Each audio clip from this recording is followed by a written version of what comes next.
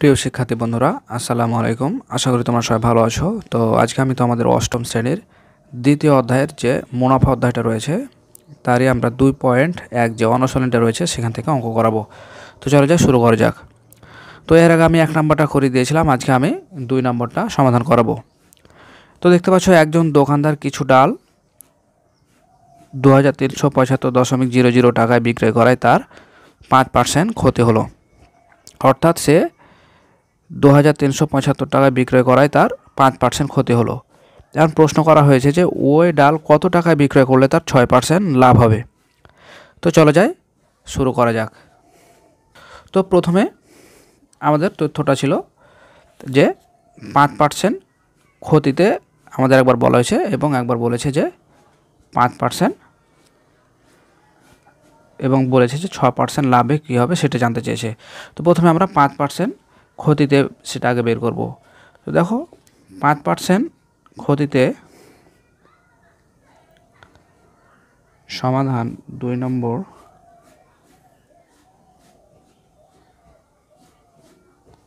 সমাধান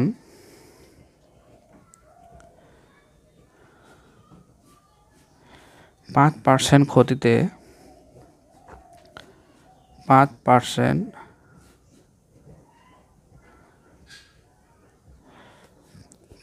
ক্ষতিতে আমরা 100 টাকার ডালের মূল্য বের করব। তাহলে 100 টাকার ডালের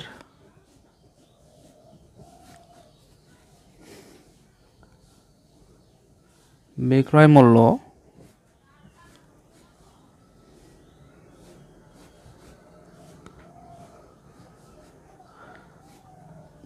সমান কত হবে? যে ক্ষতিতে আমরা জানি যে যদি ক্ষতি হয় তাহলে বিয়োগ করতে হয়।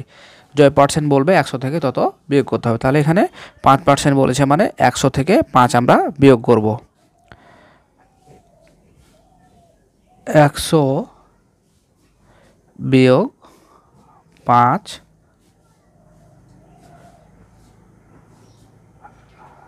টাকা সমান 95 টাকা। 100 থেকে 5 বাদ দিলে হয় 95। এবার আরেকটা কথা বলেছিল যে যদি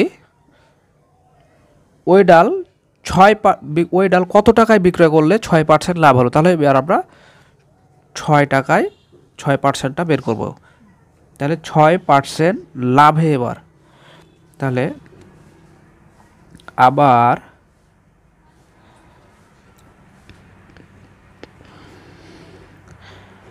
6% আগেরটা বের করেছিলাম ক্ষতিতে, এবারকার 6% লাভে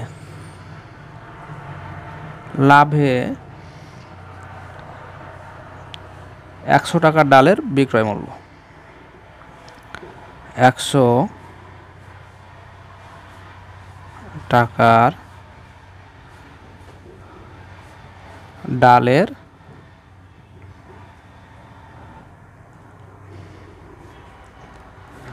বিক্রয় মূল্য সমান 100 যোগ 6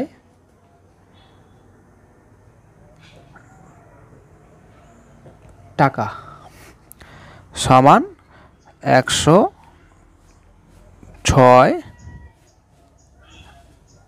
টাকা, মানে 100 সাথে 6 যদি যোগ করি তাহলে হয় 106 টাকা। তো দেখো, আমরা ক্ষতিতে বের করলাম 95 টাকা এবং লাভে বের করলাম 106 টাকা।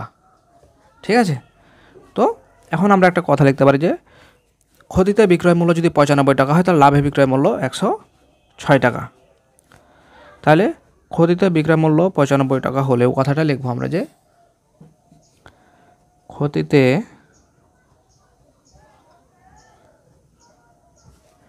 বিক্রয় মূল্য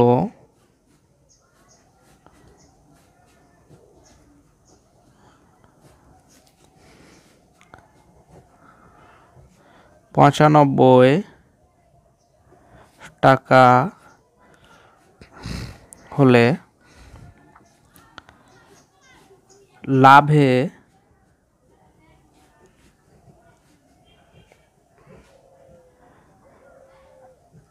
বিক্রয় মূল্য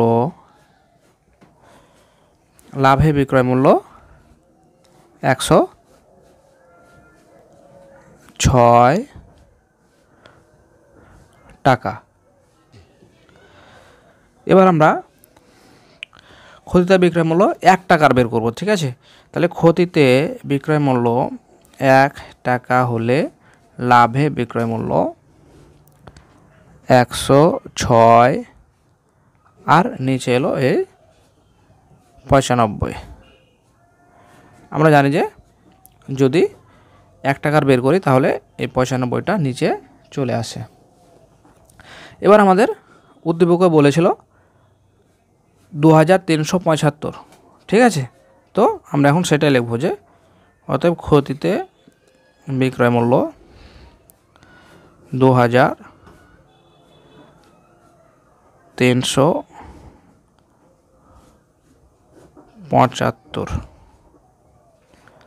টাকা হলে বিক্রয় মূল্য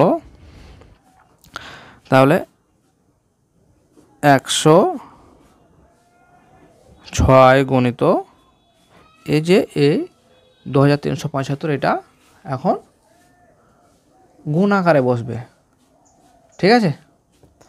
তাহলে গুণিত 2375, দেন নিচে ছিল কি এই 95। এখন আমাদের যেটা সমস্যা হয় সেটা হচ্ছে আমাদের কাটাকাটিতে সমস্যা হয়। তো আমরা এখন এটা কাটাকাটি করে ক্যালকুলেশন করব। সেটা হচ্ছে, দেখো আমরা যদি 4 দিয়ে কাটাই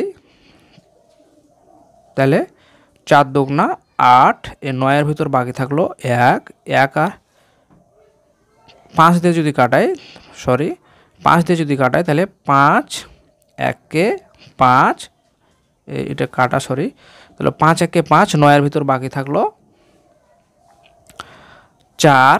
তাহলে 4, এই 4 এখানে মনে মনে ধরতে হবে, 4 আর 5 হচ্ছে 45। এটা কিন্তু যোগ করতে পাবো না, যেটা বাকি থাকবে সেটা আর পাশে বসে আমরা ক্যালকুলেশন করব। তাহলে 4 আর 5 হচ্ছে 45, 5 নাম 45। তাহলে 5 এর নামটা পড়ছিলাম, 5 নাম 45। তাহলে এখানে যদি আমরা কাটাই তাহলে 4 5 20, 4 পেলাম এবং বাকি থাকলো 3 37। তাহলে হচ্ছে 5 7 35, বাকি থাকলো 2 আর 5 হচ্ছে 25, 5 5 25। দেখো এটা কিন্তু আমরা 5 দিয়ে কাটালাম, ঠিক আছে। তো এবার দেখো আমরা যদি 19 দিয়ে এটা কাটাই তাহলে 25 19-এ হয় 475। তো যারা তোমরা কাটাকাটি করতে সমস্যা হয় তারা সরাসরি যে কাজটা করবে সেটা হচ্ছে 106-কে 2375 দ্বারা গুণ করবে, তারপর সরাসরি ক্যালকুলেটর টিপবে যে বিভক্ত 95, তাহলে তোমাদের কাঙ্ক্ষিত রেজাল্ট চলে আসবে 2650 টাকা। আমি আবারও বলছি যে যারা কাটাকাটি করতে সমস্যা হয় তারা কি করবে, যে 106 গুণিত 2375, যে সংখ্যাটা আসবে গুণ করে সেই সংখ্যাটাকে তোমরা 95 দিয়ে ভাগ দিবে, তাহলে চলে আসবে 2650 টাকা। তো তাহলে আমরা এখন লিখতে পারি যে অতএব ডাল 2650 টাকায় বিক্রয় করলে